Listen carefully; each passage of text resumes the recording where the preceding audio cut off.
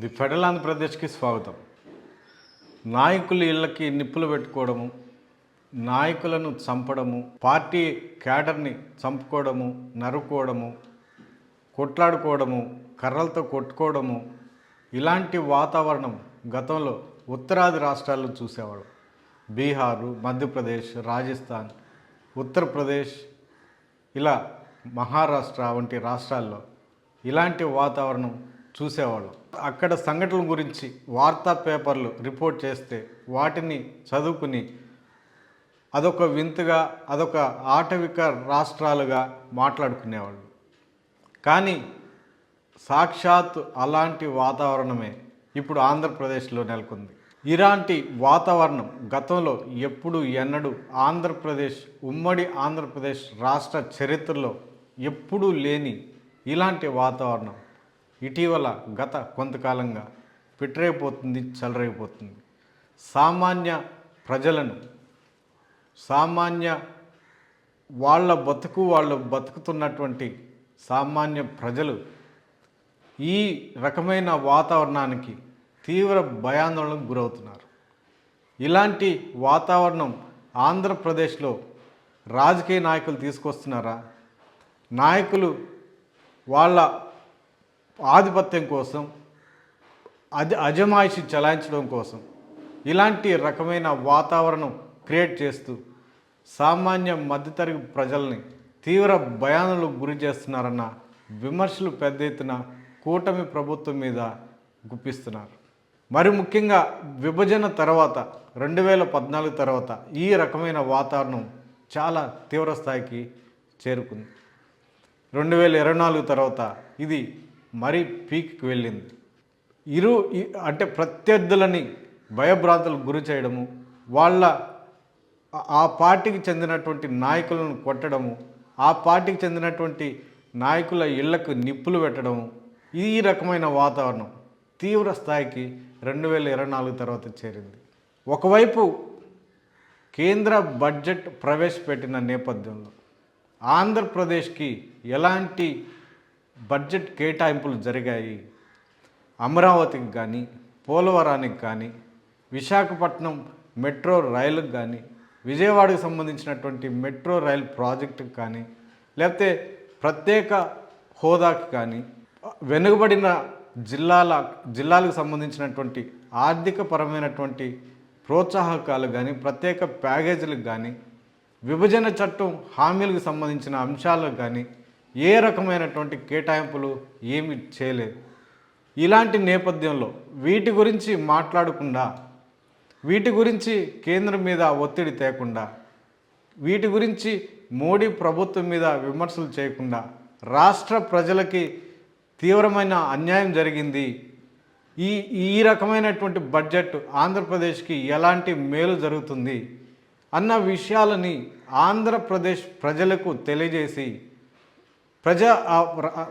ప్రజలు మొత్తం రాష్ట్ర వ్యాప్తంగా దీని మీద కేంద్ర ప్రభుత్వం మీద విమర్శలు చేసే విధంగా వ్యతిరేకంగా నినాదాలు చేయాల్సినటువంటి ఈ నేపథ్యంలో వీటిని పక్కన పెట్టి ఈ అంశాలని అసలు పట్టించుకోకుండా ఆంధ్రప్రదేశ్కి ఏదో మెరుగైన కేటాయింపులు కేటాయించారు, కేంద్ర ప్రభుత్వాన్ని పొగుడుతూ ట్వీట్లు చేయడము, వాళ్ళ గురించి గొప్పలు చెప్పుకోవడమే కూటమి నాయకులు చేస్తూ ఆంధ్రప్రదేశ్లో ఒక రచ్చ రాజకీయాలకి తెరతీస్తూ ఆంధ్రప్రదేశ్లో అలజడిని క్రియేట్ చేస్తూ ప్రభుత్వంలో ఉన్నటువంటి పాలకులే నేరుగా ఈ రకమైనటువంటి కార్యక్రమాలు చేపడుతూ ప్రశాంతతని, శాంతిని ప్రజలకు, సామాన్య ప్రజలకు దూరం చేస్తూ ఒక భయభ్రాంతులకు గురి చేసే విధంగా పాలకులే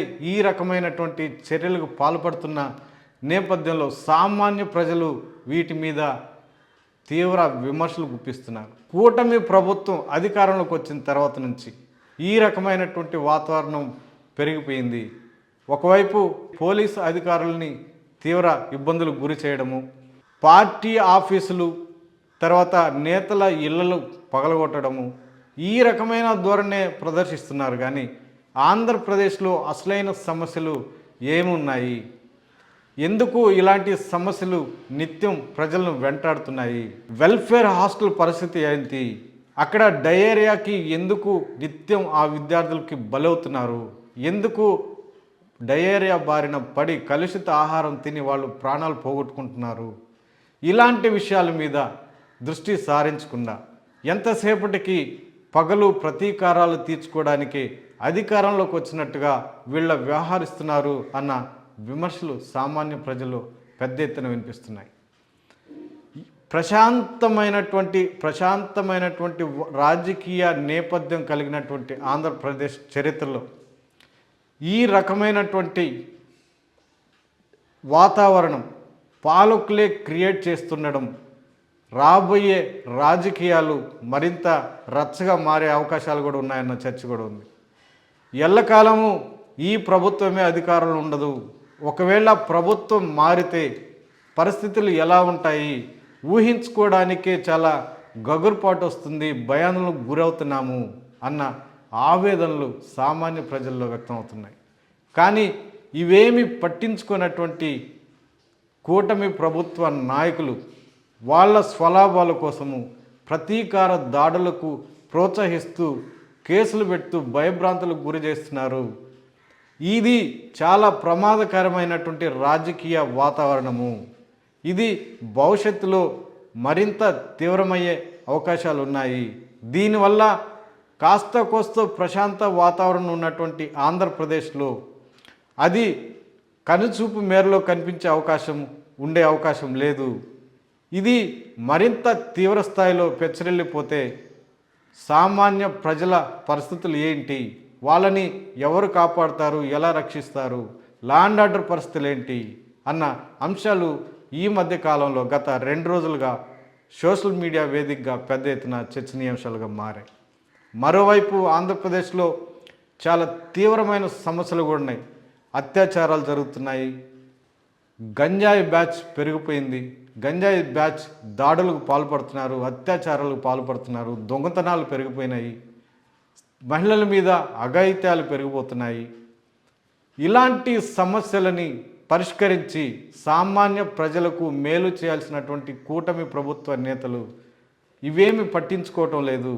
ఎంతసేపటికి వాళ్ళు వెండెట్టా పాలిటిక్స్కే పాల్పడుతున్నారు, ప్రతీకార రాజకీయాలకే పాల్పడుతున్నారు అన్న విమర్శలు పెద్ద ఎత్తున మూటగట్టుకుంటున్నారు. ఈ నేపథ్యంలో కూటమి ప్రభుత్వ నేతల వైఖరి భవిష్యత్తులో మారుతుందా? సామాన్య ప్రజలకు ఆంధ్రప్రదేశ్లో శాంతిని నెలకొల్పే ప్రయత్నాలు చేస్తారా అన్న అంశాలు భవిష్యత్తులో చూద్దాం.